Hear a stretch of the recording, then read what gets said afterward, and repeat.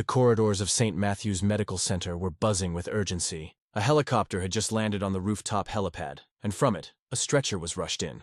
On the stretcher lay billionaire Richard Hawthorne, the man whose name was stamped on skyscrapers, private jets, and half the tech companies in Silicon Valley. His face, pale and strained, was beaded with sweat. His hand clutched his chest. "Move. He's going into cardiac arrest!" one of the doctors shouted. Within seconds, 15 of the best specialists the hospital could assemble swarmed around him. Cardiologists, surgeons, neurologists, emergency physicians.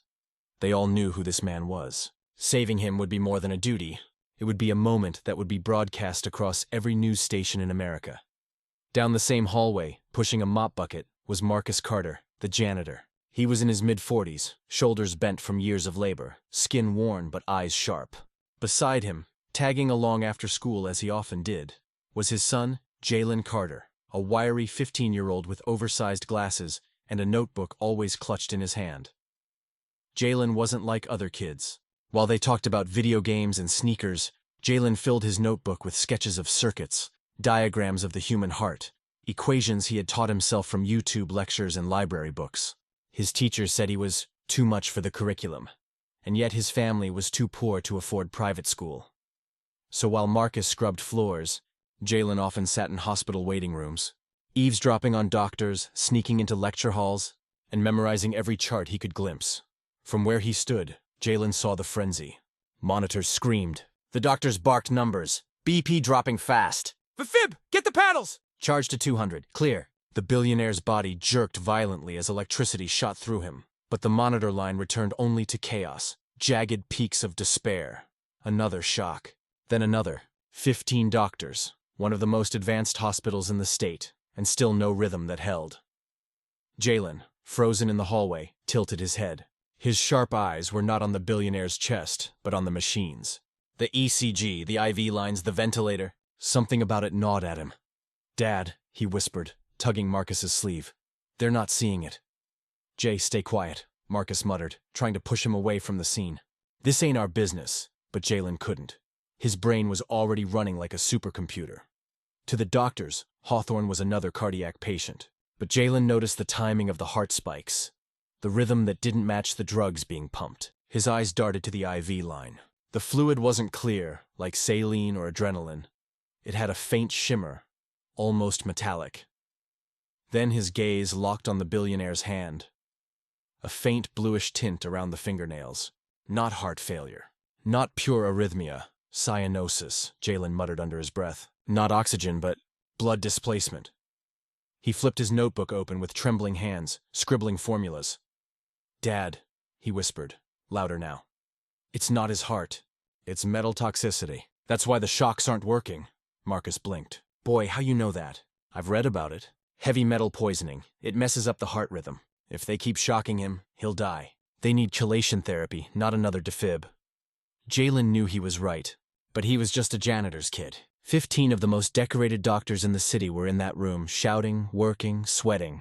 Who would listen to him? Still, something inside him, that fire that made him spend nights hunched over library books by flashlight, refused to stay silent. He pushed through the doorway. "Stop!" His voice cracked across the room. The doctors froze, momentarily distracted by the audacity of a kid barging into their domain. Marcus lunged forward, trying to drag him back. "I'm sorry." "He doesn't know."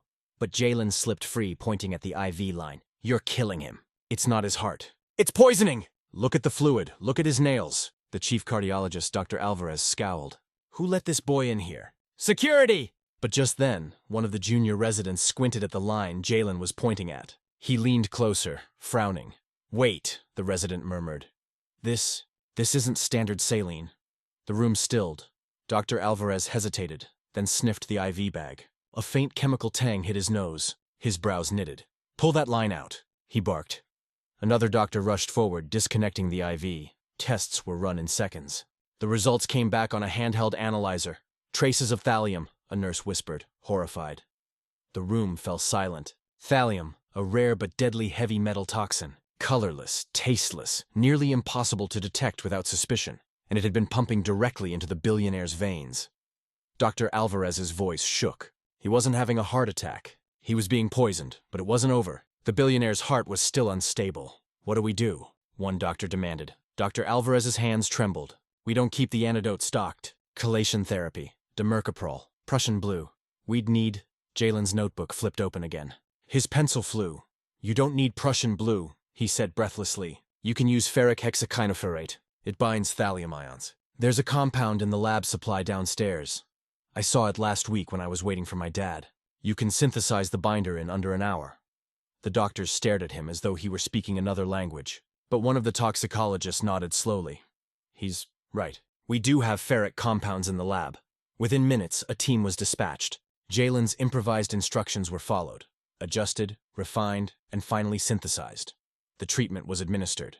Slowly, the jagged lines on the monitor softened, stabilized, beeped steady. A collective sigh swept through the room. Richard Hawthorne was alive. Reporters flooded the hospital within hours. The story spread like wildfire. Billionaire saved from assassination attempt. But behind the headlines was another story, whispered in awe by the nurses and junior doctors. The janitor's son who saw what 15 doctors missed. The next morning, Marcus was sweeping in silence when a convoy of black cars pulled up. Out stepped Richard Hawthorne himself, frail but walking, flanked by his security. He approached Marcus and Jalen. For a long moment, the billionaire's steel-blue eyes studied the boy who had saved him. Then, in front of everyone, Richard Hawthorne knelt. You saw what nobody else did, he said softly. You saved my life when the finest minds in this hospital couldn't. You're not just a janitor's son. You're a genius. Tears welled in Marcus's eyes. Jalen froze, unsure how to respond. The billionaire stood, placed a hand on Jalen's shoulder, and turned to the crowd of cameras. From this day forward, Jalen Carter will have every opportunity my fortune can provide. The best schools, the best mentors, the best labs. Because genius knows no color, no class, no uniform. Applause erupted. Flashbulbs burst. Marcus held his son tightly, whispering, I told you, Jay. One day, the world would see you. And Jalen, notebook still clutched to his chest, finally allowed himself to smile.